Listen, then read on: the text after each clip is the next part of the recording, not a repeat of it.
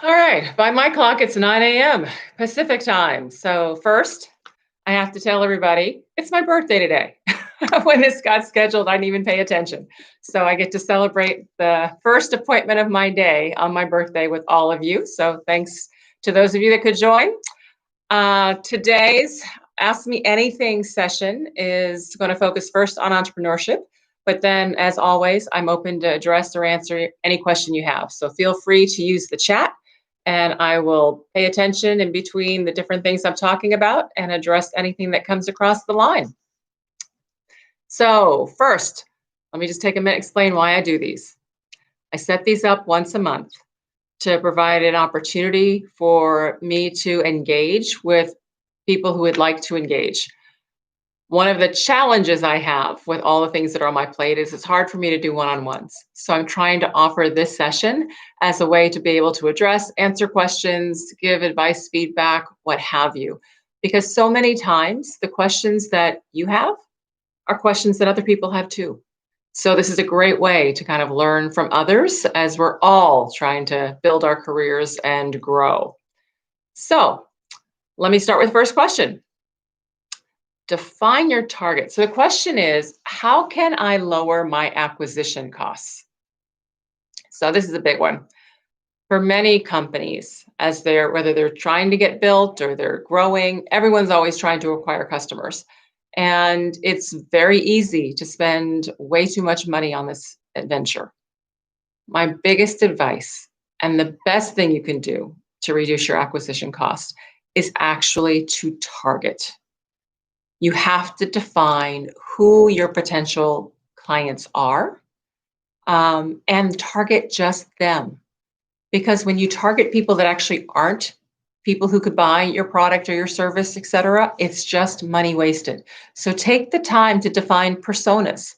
And what I mean by persona is, let me use an example. Let's say what you're trying to sell is, let's make it up. Let's say a software to help you manage events. All right, that's what you're trying to sell, software to help you manage events.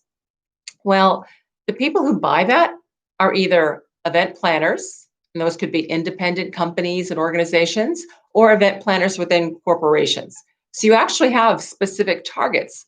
And the people that you target, the only people who would buy software are those that have so many events that they actually need software to help them manage it effectively.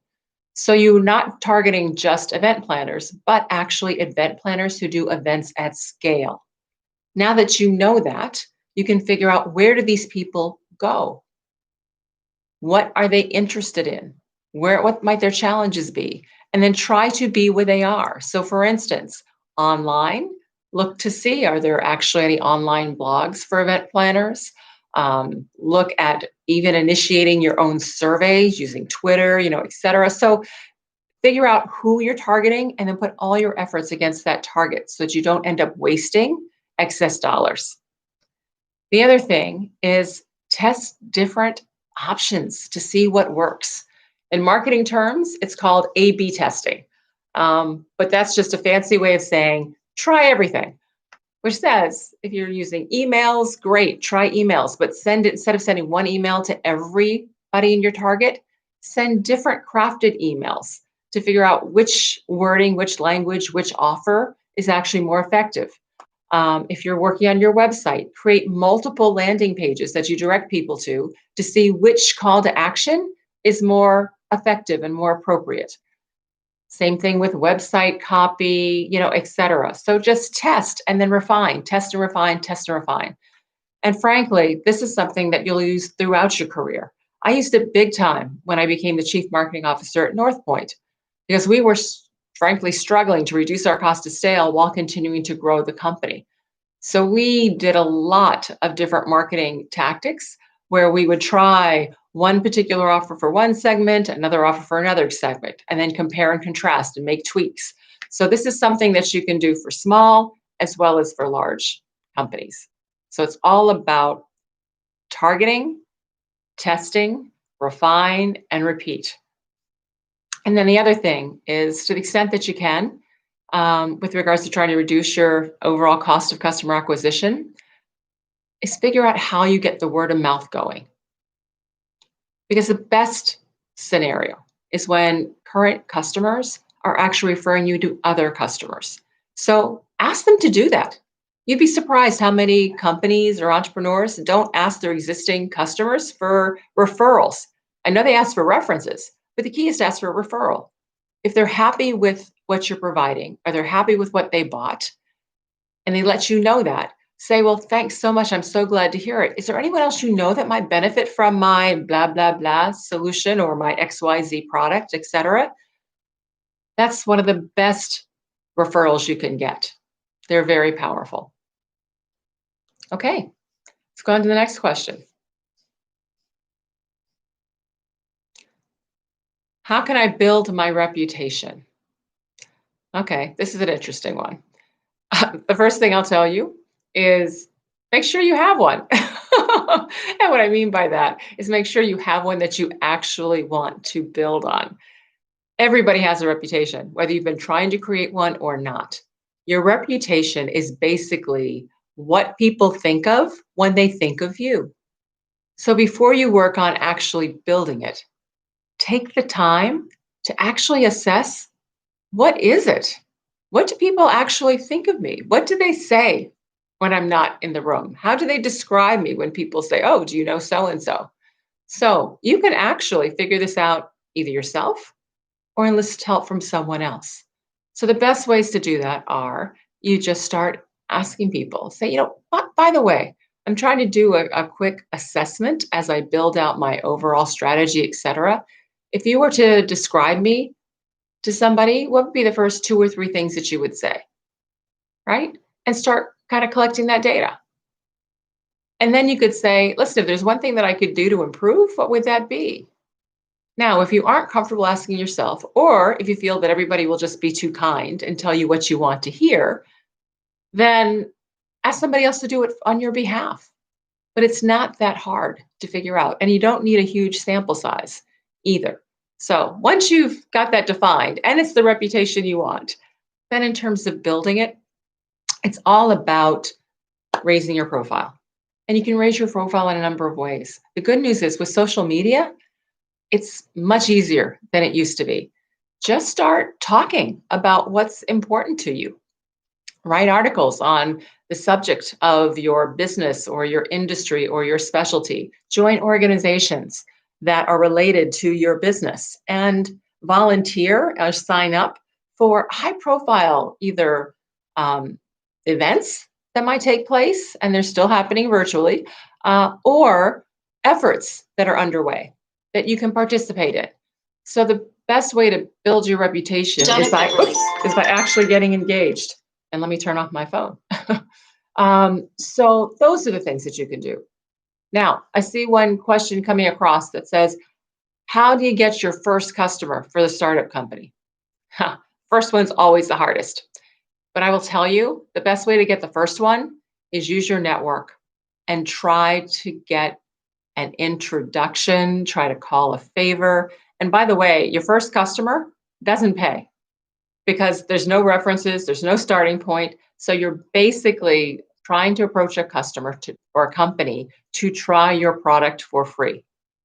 And if it works and they want to continue to use it, frankly, you still don't ask for dollars, because what you need and what's worth much more than anything they could pay is them being a reference so that you can get other customers.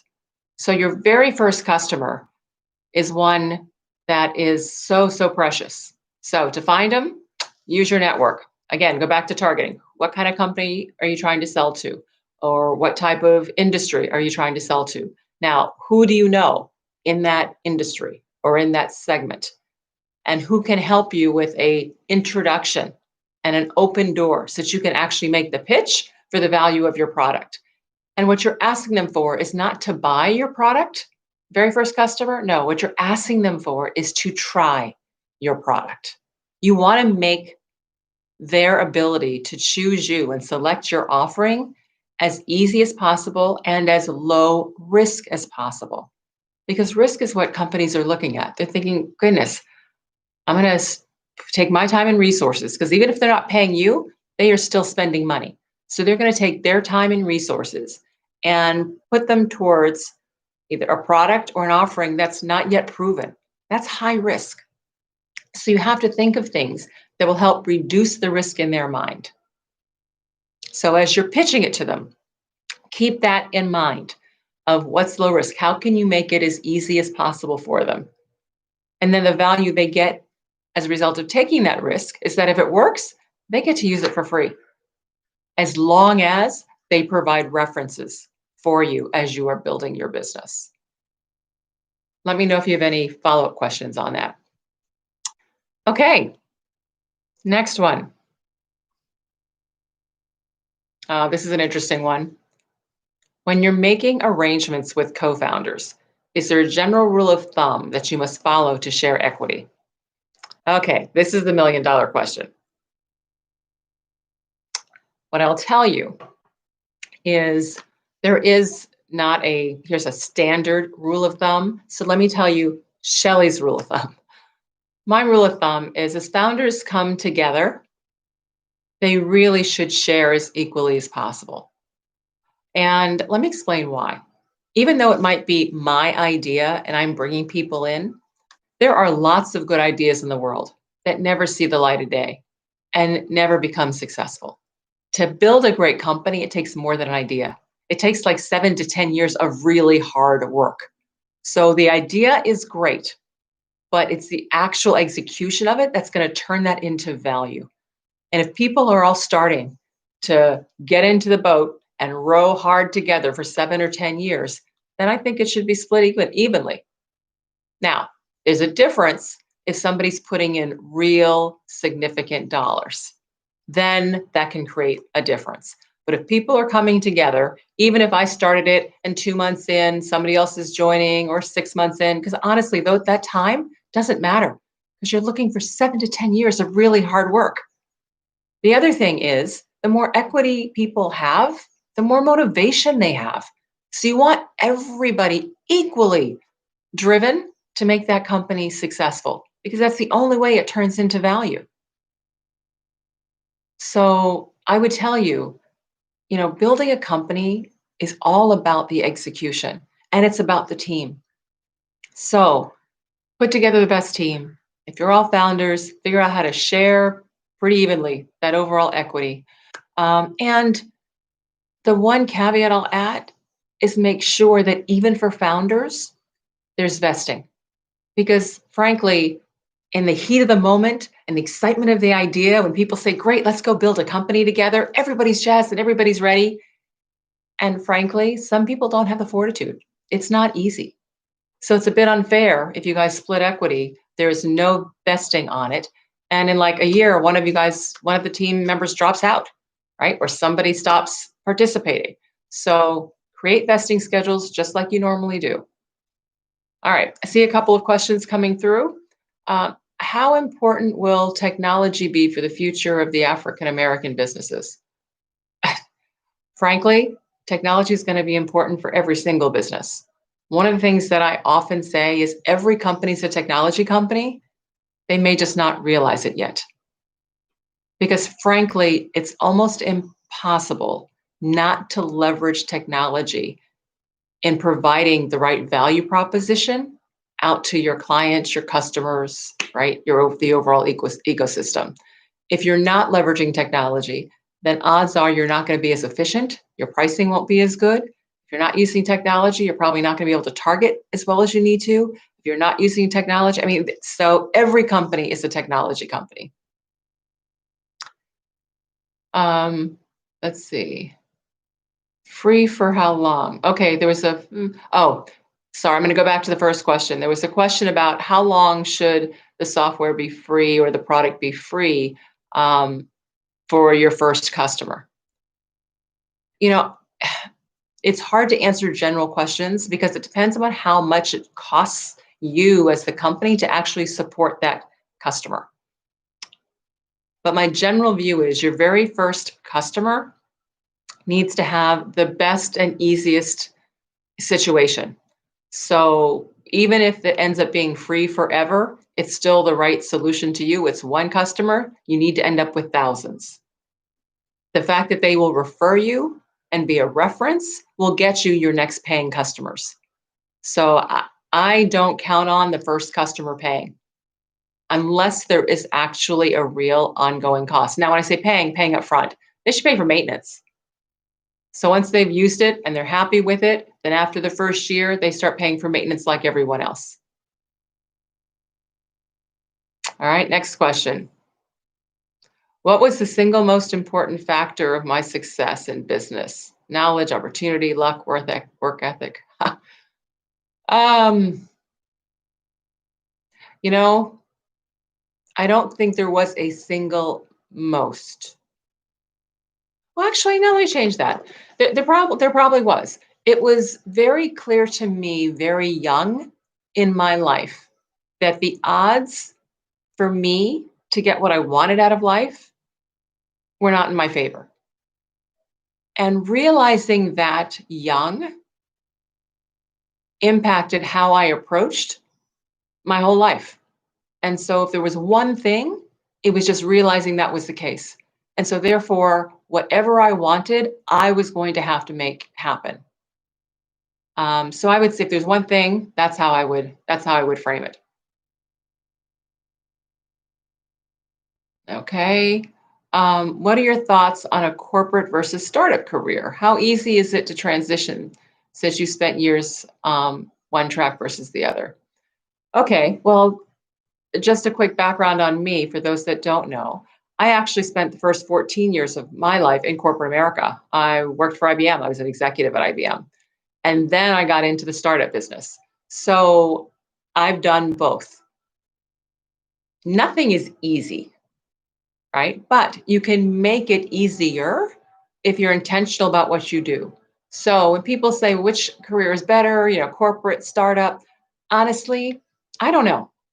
I've learned from both sets of my experiences, and ultimately that's made me who I am. So, what I tell people is you are going to work for a lot of years. So you have plenty of opportunity to try things, learn from it. It's not what you want, go and do something different. But there's rarely like one answer. And if I take the wrong step, then everything's off for the rest of my career. So focus not so much on, this company, that company, that, what I always focused on was industry. Pick an industry that's growing and then pick a company that is growing, whether that's large or small.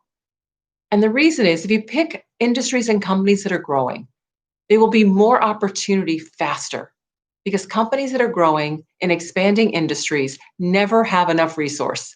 They're always growing, therefore they need people to move up, to build skills, to move forward and to grow. And they will help you, encourage you, and almost push you forward.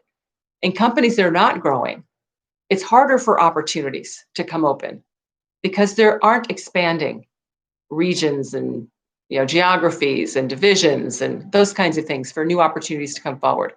So I've always focused more on what industries are growing. That's why I picked tech way back when. The good news is tech is still a growing industry.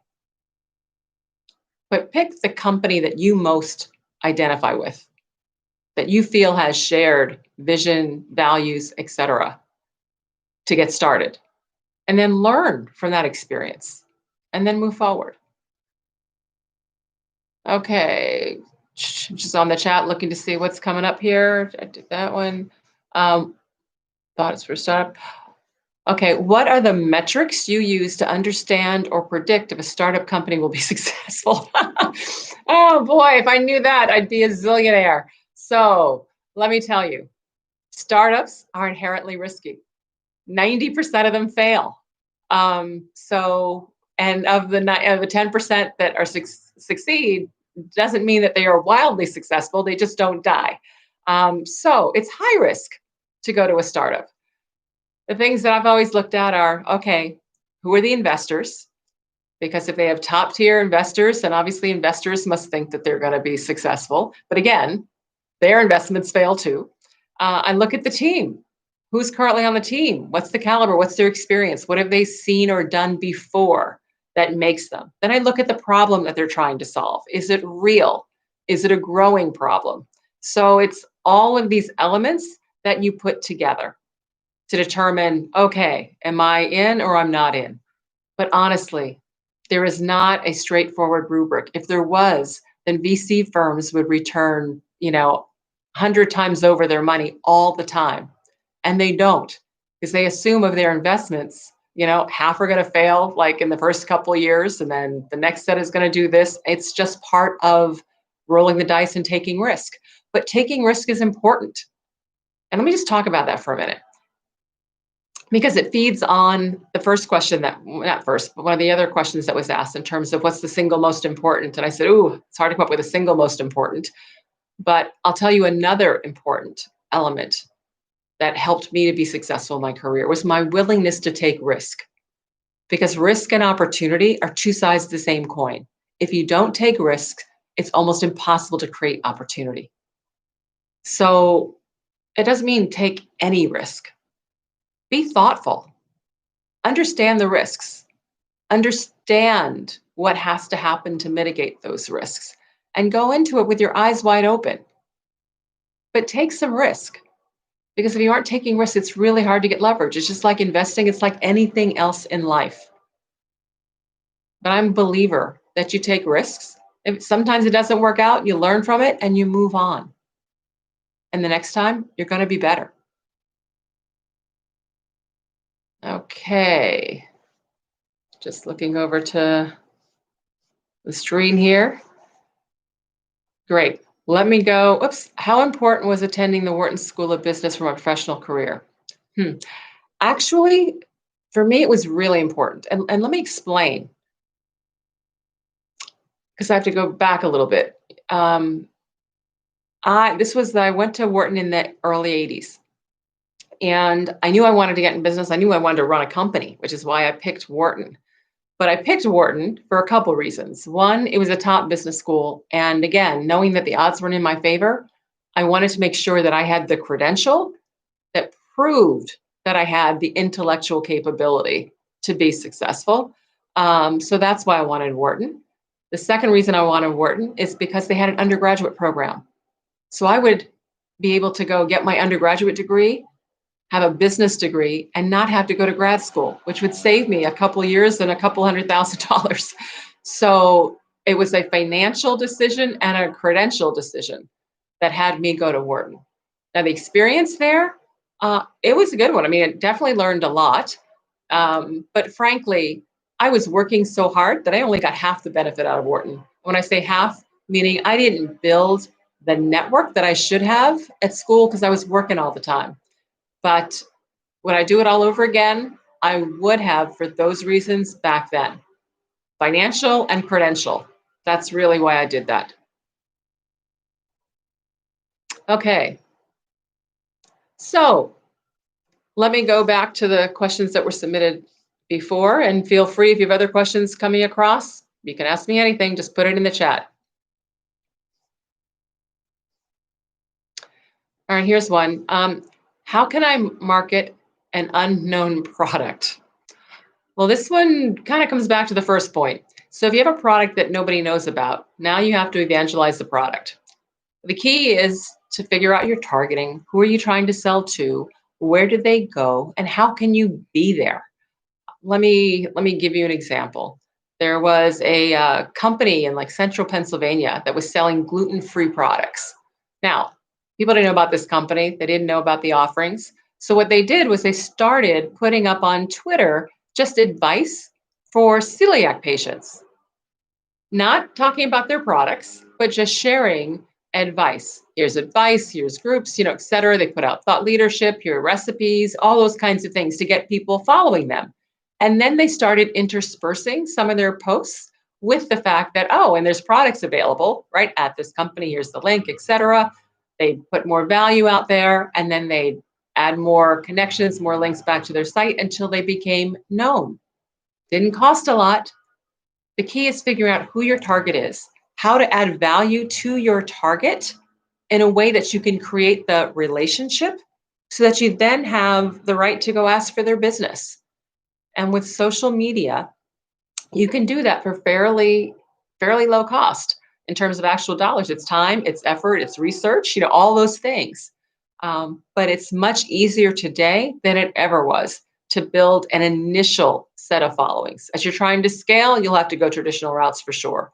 But in terms of getting your unknown product initially known, focus on what problem does it solve? Who has that problem? How can I attract people who have that problem without overtly selling? Build relationship, build some trust, and then start selling my product. Okay, some more questions have come through. What are the metrics you do? Nope, we talked about that one. How important was attending? We did that one. Sorry about that. Can you talk about some of the specific risks you took in your career? So sure. And by the way, I'm going to give a quick advertisement at this point. In case you haven't heard, I have a book, Unapologetically Ambitious, Take Risks, Break Barriers, and Create Success on Your Own Terms. Forward done by Ben Horowitz, but it's available for pre-order. Comes out in the fall. So there's lots of information about risk-taking in that book. And if you've gotten any value from anything I've said, I'd really encourage you to pre-order the book. It really helps new authors. So end of commercial. So some risks. Oh gosh. Well, one risk, one of the big first ones was when I applied to Wharton. It was the only school I applied to. I literally wrote at the bottom of the application, "You are the only school I'm applying to. I only want to go here. Please take me. Here's my goal." I mean, I just did the whole thing. Now, I had good grades and good test scores and all that stuff, but it was still a risk. Now, I mitigated the risk because I applied early enough that if I heard back from him and the answer was no, I could still do a quick application somewhere else. But it was the only school I applied to. Then, gosh, even in business, a few things. One big risk. I got an opportunity to go to Japan when I was with IBM and run an operation over in Asia. Now, that meant moving my family to Japan. My kids were in school, elementary and middle school, taking my husband, all of us. And I was going to be the first, frankly, person who looked like me, first African-American female to go on an international assignment for IBM. So all of this was new, and I'm now going to a culture that is very, very different from the US. And who knows if my approach and my style and all those things will work in a different culture. So it was high risk. It ended up working out very well, and I do talk about that in the book. But that was a high risk. Your emotional intelligence seems high. How well has that trait or skill helped you when self-evaluating, taking risks, engaging with others? I believe emotional intelligence has absolutely helped me. You know, being able to relate to others, take others' cues, get senses for what's going on has definitely been important to me. Now, does it mean that if you don't have that capability, you can't be successful? No, it doesn't mean that.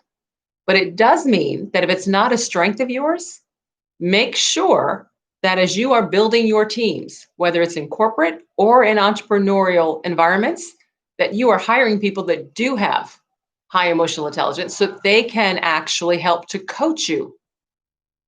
Building teams, it's interesting. Let me just take a minute and talk about this, because no matter where you are in your career, at some point you are going to be building teams, and you'll be building teams that hopefully, get larger and larger. And I'll be candid, a lot of people still don't do that right. As you're building your team should not be just like you, but your team should complement you, which means you need to understand what are your strengths, what are your weaknesses. And then the areas that you think are weak or could be shorn up, those are the areas to make sure that others that you hire are really strong, because the power is in what the team brings together as a unit and how it addresses and applies, right, that capability. So I don't believe that there's one right persona or personality or set of skills that makes you successful. There are a lot of people who are successful, very different, introverts, extroverts, all kinds.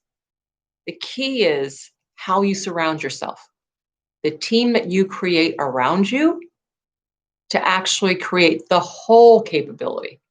That's what makes the biggest difference. in your ability to succeed. Okay. Oh, thanks. I got a shout out. Excited for the book. Thank you. All right, here's another one. Emotional intelligence seems to be an important skill sought after today. So, how do you determine if the person you are dealing with, customer has it or not? um,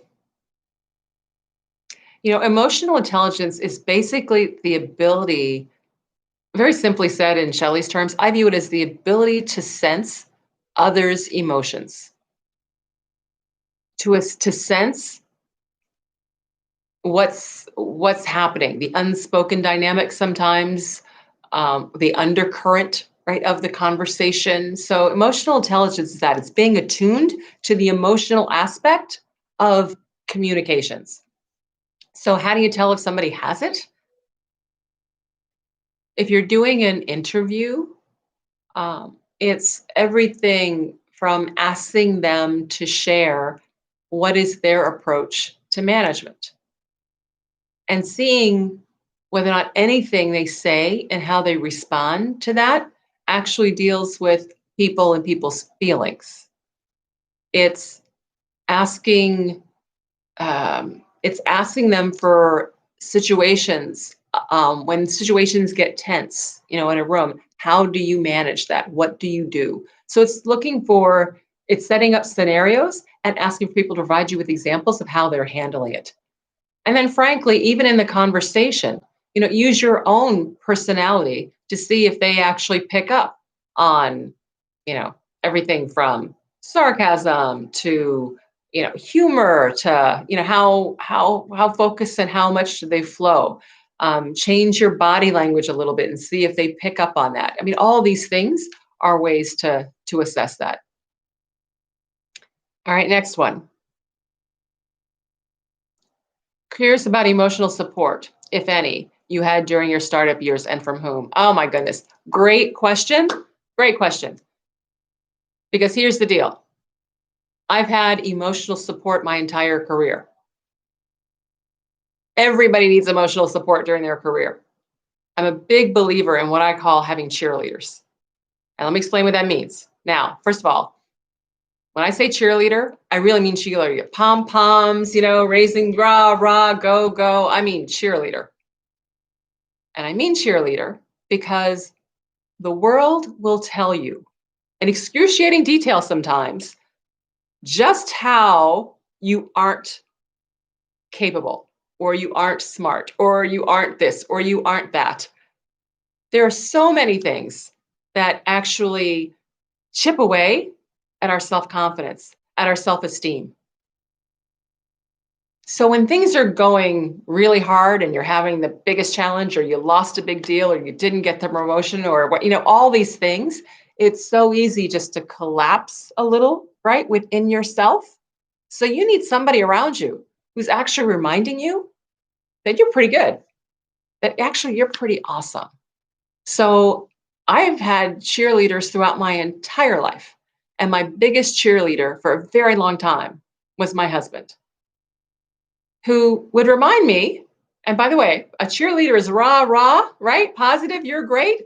But there are also ones who every once in a while will give you a kick in the butt too, because that's also important to get. Because sometimes you take it a little too seriously and you need to get up there and get back out at it again.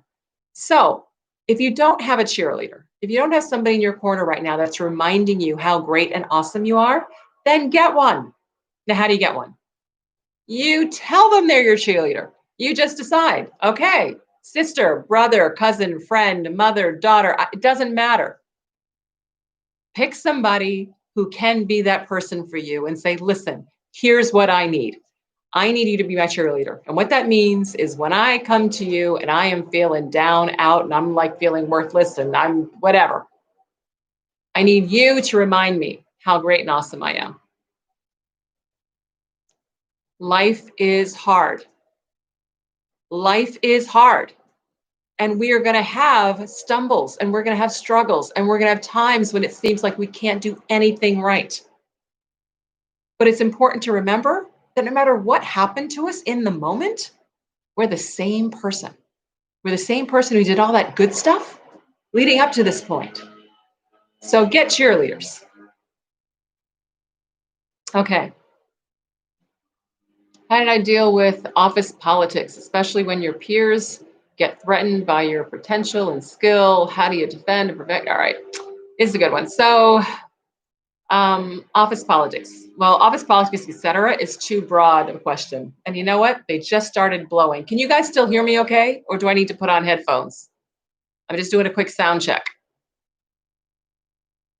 Somebody respond and let me know if you're hearing me okay, or if the background noise is interfering with the conversation. All right, I'll keep talking. All right, can hear me fine. Thank you. All right. So I was talking about politics. So let me not talk about politics, just too broad. So I'm going to focus on the specific question, which is, what do you do when peers feel that they are being threatened? A lot of times people feel they're being threatened because they're insecure. Now, you can't fix somebody else's insecurities because insecurities come from a lot of different reasons. But here's what I've done or found that works. Turn it around. Now, I say turn it around, meaning whoever it is that actually is feeling insecure about you and therefore threatened, and they're doing little digs, little jabs, whatever it is, start complimenting them. Start complimenting them. Tell them actually how much you appreciate. There's something. Everybody's got some redeeming quality. So find something that you can compliment them about. And then also compliment them to others when they're there. So if you worked on a project together, even if you did the majority of the work, right? Doesn't really matter. When you're together and you're with somebody, you can just say, if it comes up, you can just share, Susan, John, Samir, Xavier did a great job on blah, blah, blah, blah, blah. Just say it. Because what happens? Well, gosh, they'll be kind of like, okay. And if you do it a couple times, it's then kind of hard for them to, quote, stab you in the back, because other people will be like, well, what's wrong with this person? Right? Because Shellye's sitting there complimenting and building them up, and they're just stabbing. It backfires. But if you take the other approach, which is, okay, you're going to poke me, I'm going to poke you, and kind of, that doesn't work. Nobody wins in that scenario. So highly, highly recommend that the best way to do it is actually turn the tables on them. Because honestly, at the end of the day, the work effort that you do, what you are contributing, all that will be seen. We can talk for a minute about how to make sure it's seen, but that can be seen. So don't let their insecurity actually bring you down. Okay. Next question. How do you balance career and family? I'm currently struggling with working full time, being a caregiver for my mom, and starting a business. I really don't have help, and it's intense. Okay, so first of all, and right now it is really intense for a lot of people. Schools are out, all the kids are home, everybody's trying to work. It's hard to get help, even if you have help, or even take, I would call it neighbor support, et cetera, because of COVID. So let me just acknowledge right now is a very unusual time. And I wish I had the answer. I don't have. Here's the overall answer. But let me share a couple perspectives. I actually hate the term work-life balance. There, I said it. And let me explain why. What is a balance? We all went to school. A balance is a bar with two, plates hanging down, and they are even at all times. There is no way that work and life is even for anyone at all times. So I feel that term was created to make us all feel guilty, because when it looks like this, right, we feel guilty. So I hate that term. To me, it's all about, how do you integrate your life? How do you make your life work? How do you set the priorities that are important to you across the board, and then figure out how you make those things work together versus separate? So with regards to your question on, gosh, how do you juggle? Let me put COVID aside for a minute, because like I said, I don't have the answer in terms of COVID. But in general, the way I made it work is we tried hard to have financial flexibility so that we could always have some kind of help that we paid for, And then I built a strong network so that I had help that I could call on, that people would do favors because I did favors and help in terms of for them. So, I'll call it a simple thing, again, pre-COVID, but a simple thing that we did is I tell people there's these witching hours. If you are raising a family and you're working, the time from when you get home from work or when you're done working and the kids go to bed, I call the witching hour. So whether that is 5 to 8 o'clock or it's 6 to 9 o'clock, whatever it is, it's the witching hours. And it's the witching hours because it's in those few hours that people have to get fed and bathed and homework and figure out the next day's schedule and clothes and laundry and right, all these things happen in like this condensed period of time. So I tell people hire somebody for just those hours.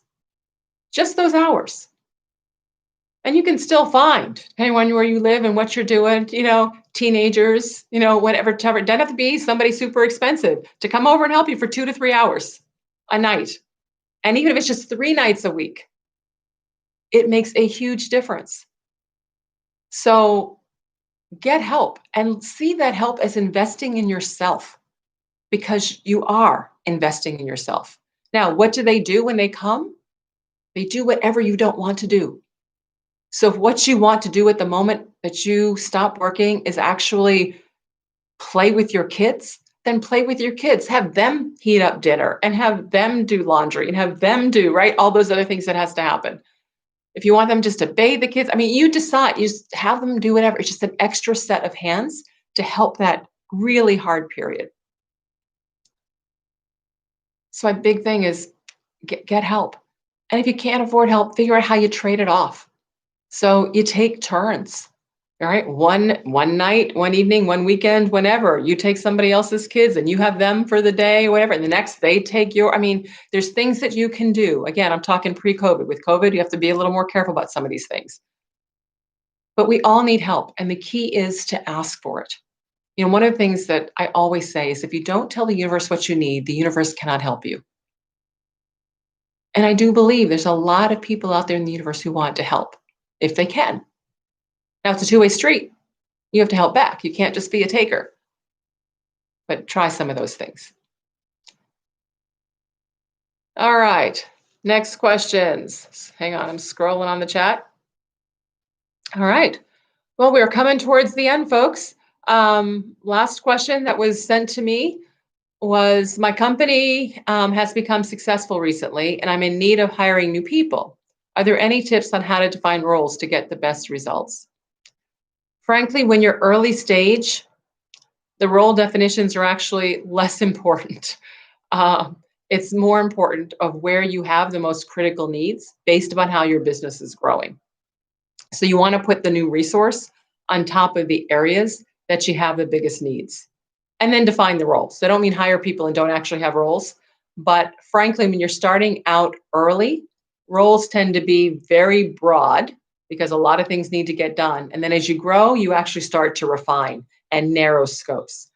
So if the challenge you're having is how do I manage my customers, then hire somebody to go do that. If the challenge you're having is trying to get your software built, then do that.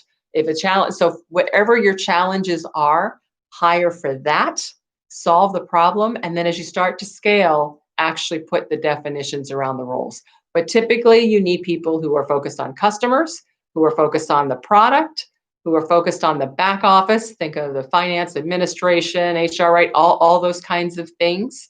And if you've got those three things covered, then you can start to actually narrow the different roles within those areas based upon where you have the most challenge. Okay. Well, thanks very much, everybody. I appreciate your tuning in for my Ask Me Anything session. I do these monthly. I announce them on LinkedIn and Twitter and Instagram, and it's always on YouTube. So hopefully you found some value. And if you did, pre-order the book, Unapologetically Ambitious, would really appreciate it. But meanwhile, I'll be back again in August. Have a great day, and thanks for your participation. Bye-bye.